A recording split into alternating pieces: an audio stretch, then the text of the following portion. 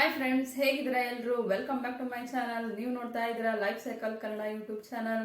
Friends, ನಾನಿವತ್ತು ನಿಮಗೆ weight loss ಬಗ್ಗೆ ನಿಮ್ಮ ಜೊತೆ ನಾನು ನನ್ನ ಎಕ್ಸ್ಪೀರಿಯನ್ಸ್ನ ಶೇರ್ ಮಾಡ್ಕೋಬೇಕು ಅಂತ ಅಂದ್ಕೊಂಡಿನಿ. ಯಾಕೆ ಅಂತ ಹೇಳಿದ್ರೆ, ಸೊ ವೆಯ್ಟ್ ಲಾಸ್ ಎಲ್ರಿಗೂ, ಹೆಣ್ಮಕ್ಳಿಗೆ ಆ್ಯಕ್ಚುಲಿ ತುಂಬಾ ಇಂಪಾರ್ಟೆಂಟು. ಆಫ್ಟರ್ ಡೆಲಿವರಿ ಅವರು ವೆಯ್ಟ್ ಗೇನ್ ಆಗಿರ್ತಾರೆ, ಬಟ್ ಆ ವೆಯ್ಟ್ ಬೇಗ ಲಾಸ್ ಆಗಲ್ಲ. ಸೊ ಅದನ್ನು ತುಂಬಾ ಪ್ರಯತ್ನ ಪಡ್ತಾ ಇರ್ತಾರೆ. ಸೊ ಅದು ಅವರು ವೆಯ್ಟ್ ಲಾಸ್ ಆಗೋದಕ್ಕೆ, ಬಟ್ ವೆಯ್ಟ್ ಲಾಸ್ ಆಗ್ತಾ ಇರಲ್ಲ. ಸೊ ನಾನು ಹೇಳೋ ಈ ಟಿಪ್ಸ್ನ ಫಾಲೋ ಮಾಡಿದ್ರೆ ಸೊ ನಿಮಗೆ ಹೆಲ್ಪ್ ಆಗುತ್ತೆ ಅಂತ ನಾನು ಅಂದ್ಕೊಂಡಿದ್ದೀನಿ. ಸೊ ನಾನು ಆಫ್ಟರ್ ಡೆಲಿವರಿ 67 kg ಇದ್ದೆ. ಸೊ ನಿಮಗೆ ತೋರಿಸ್ತೀನಿ ನಾನು ಫೋಟೋಸು. ಸೊ ನೀವು ನೋಡ್ತಾ ಇರ್ಬೋದು, 67 kg ಇದ್ದೆ, ಬಟ್ ಇವಾಗ 57 kg ಇದ್ದೀನಿ. ಸೊ ನಾನು ಈ ಹೋಲ್ 10 kgನ ಯಾವ ಥರ ಲಾಸ್ ಮಾಡ್ಕೊಂಡೆ ಅಂತ ನಿಮ್ಮ ಜೊತೆ ಶೇರ್ ಮಾಡ್ತೀನಿ. ಮತ್ತು ಇನ್ನೂ ಕೂಡ ನಾನು ಕಂಟಿನ್ಯೂ ಮಾಡ್ತಾನೆ ಇದ್ದೀನಿ ವೆಯ್ಟ್ ಲಾಸ್ ಮಾಡೋದಕ್ಕೆ. ಯಾಕೆ ಅಂತ ಹೇಳಿದ್ರೆ, ನನ್ನ ಹೈಟ್ ಬಂದುಬಿಟ್ಟು 150 ಸೆಂಟಿಮೀಟರ್.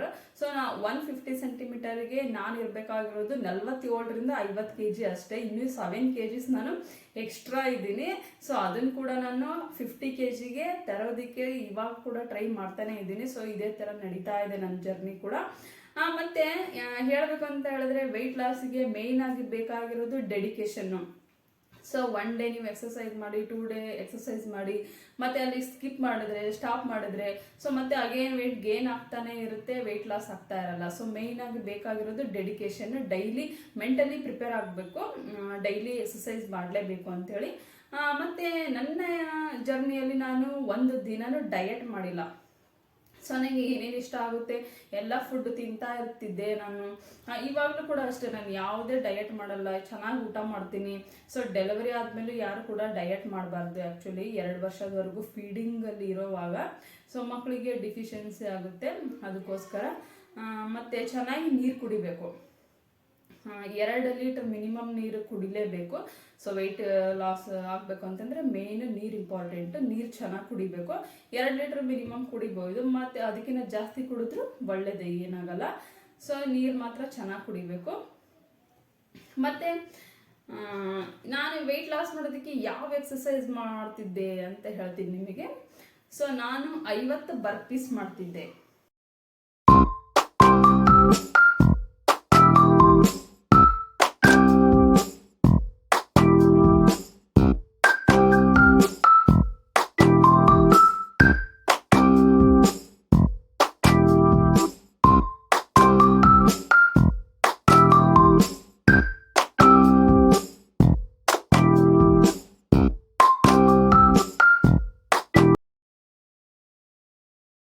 ಮತ್ತೆ 50 ಸ್ಕ್ವಾಟ್ ಮಾಡ್ತಿದ್ದೆ, ಕ್ರಂಚಸ್.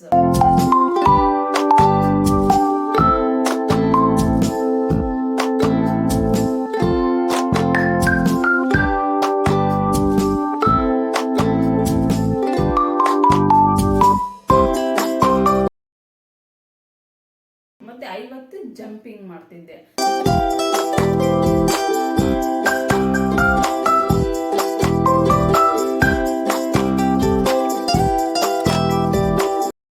ಇಷ್ಟೇ ನಾನು ಮಾಡ್ತಿದ್ದಿದ್ದು ಡೈಲಿ. ನಂಗೆ ಅಷ್ಟೇ ಟೈಮ್ ಸಾಕಾಗೋದು, ಮತ್ತು ಪಾಪು ನೋಡ್ಕೊಳ್ಳೋದಕ್ಕೆ. ಸೊ ಈ ಥರ ನಾನು 1 ಅವರ್ ಗಂಟೆ ನಾನು ಟೈಮ್ ಸ್ಪೆಂಡ್ ಮಾಡ್ತಾ ಇರಲಿಲ್ಲ. ಸೊ ನಾನು 50 ಬರ್ಪೀಸು, 50 ಸ್ಕ್ವಾಟ್ ಮತ್ತು 50 ಜಂಪಿಂಗ್ ಮಾಡ್ತಿದ್ದೆ. ಮಧ್ಯಕ್ಕೆ ನನಗೇನಾದರೂ ಟೈಮ್ ಸಿಕ್ಕಾಗ, ಈವ್ನಿಂಗ್ ಯಾರಾದರೂ ಕಂಪನಿ ಸಿಕ್ಕಾಗ ವಾಕ್ ಹೋಗ್ತಿದ್ದೆ, ಒಂದು ಅರ್ಧ ಗಂಟೆ ವಾಕ್. ಅದು rare, once in a week ಆ ಥರ ಹೋಗ್ತಾ ಇದ್ದೆ. ಈ 3 ಅಂತೂ ನಾನು ರೆಗ್ಯುಲರ್ ಎಕ್ಸಸೈಸ್ ಮಾಡ್ತಿದ್ದೆ. ನೈಟು ಇವಾಗ ನಾನು ಮಾರ್ನಿಂಗ್ ಮಿಸ್ ಆದರೆ ನೈಟ್ ಮಾಡ್ತಿದ್ದೆ. ಸೊ ಮಾರ್ನಿಂಗ್ ಮಾಡಿದರೆ ನೈಟ್ ಏನು ಮಾಡ್ತಾ ಇರಲಿಲ್ಲ. ಸೊ ದಿನಕ್ಕೆ ಒಂದೇ ಸರಿ ಮಾಡ್ತಾ ಇದ್ದಿದ್ದು. ಸೊ ಈ ಥರ ನಾನು ಫಾಲೋ ಮಾಡ್ತಾ ಇದ್ದೆ. ಸೊ ಹಾಗಾದರೆ ನಾನು ಈ 10 kgನ ಕಡಿಮೆ ಮಾಡ್ಕೊಳ್ಳೋದಕ್ಕೆ ಎಷ್ಟು ದಿನ ತಗೊಂಡಿದ್ದೀನಿ ಗೊತ್ತಾ?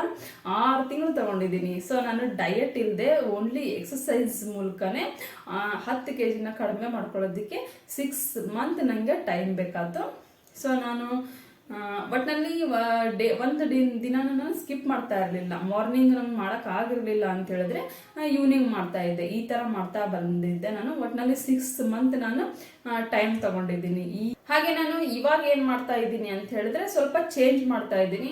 ಸೊ ಬಾಡಿ ಒಂದು ಎಕ್ಸಸೈಸ್ಗೆ ಅಡ್ಜಸ್ಟ್ ಆಗಿಬಿಟ್ರೆ ಅಲ್ಲಿ ಕ್ಯಾಲೋರಿ ಕಡಿಮೆ ಬರ್ನ್ ಆಗುತ್ತೆ ಅಂತೇಳಿ ಇವಾಗ ನಾನು 50 ಸೂರ್ಯ ನಮಸ್ಕಾರ ಮತ್ತು 500 ಸ್ಕಿಪ್ಪಿಂಗ್ ಮಾಡ್ತಾ ಇದ್ದೀನಿ, ಮತ್ತು ಜಂಪಿಂಗ್ ಕಂಟಿನ್ಯೂ ಮಾಡ್ತಾ ಇದ್ದೀನಿ, ಮತ್ತು ಮೌಂಟೇನ್ ಕ್ಲೈಂಬಿಂಗ್ ಮಾಡ್ತಾ ಇದ್ದೀನಿ. ಸೊ ಈ ಥರ ನಾನು ಎಕ್ಸಸೈಸ್ನ ಚೇಂಜ್ ಮಾಡ್ತಾ ಹೋಗ್ತಾ ಇರ್ತೀನಿ. ಸೊ ಇವಾಗ ನಾನು ಮೇಯ್ನ್ ಎಕ್ಸಸೈಸ್ ಆಗಿ 50 ಸೂರ್ಯ ನಮಸ್ಕಾರ ಮತ್ತು 500 ಸ್ಕಿಪ್ಪಿಂಗ್ ಮಾಡ್ತಾ ಇದ್ದೀನಿ ಇವಾಗ ಸದ್ಯಕ್ಕೆ. ಸೊ ನೆಕ್ಸ್ಟ್ ನಾನು ವೆಯ್ಟ್ ಲಾಸ್ ಆದಾಗ ಆ ವಿಡಿಯೋ ಕೂಡ ಮಾಡ್ತೀನಿ ನಿಮ್ಮ ಜೊತೆ. ಸೊ ಫ್ರೆಂಡ್ಸ್, ಈ ವಿಡಿಯೋ ನಿಮಗೆ ಇಷ್ಟ ಆಯಿತು ಅಂತ ಅನ್ಕೋತೀನಿ. ಇನ್ನೂ ಸುಮಾರು ಟಿಪ್ಸ್ ಇದೆ. ಸೊ ಒಂದೊಂದೇ ವಿಡಿಯೋದಲ್ಲಿ ನಾನು ನಿಮಗೆ ತಿಳಿಸ್ತಾ ಹೋಗ್ತೀನಿ. ಹಾಗೆ ಇನ್ನು ಯಾರು ನನ್ನ ಚಾನಲ್ಗೆ ಸಬ್ಸ್ಕ್ರೈಬ್ ಆಗಿಲ್ಲ ನೋಡಿ, ಇವಾಗಲೇ ಸಬ್ಸ್ಕ್ರೈಬ್ ಮಾಡಿ. ಈ ವಿಡಿಯೋ ಇಷ್ಟ ಆದರೆ ನಿಮಗೆ ಲೈಕ್ ಮಾಡಿ, ಕಮೆಂಟ್ ಮಾಡಿ. Thank you all, bye.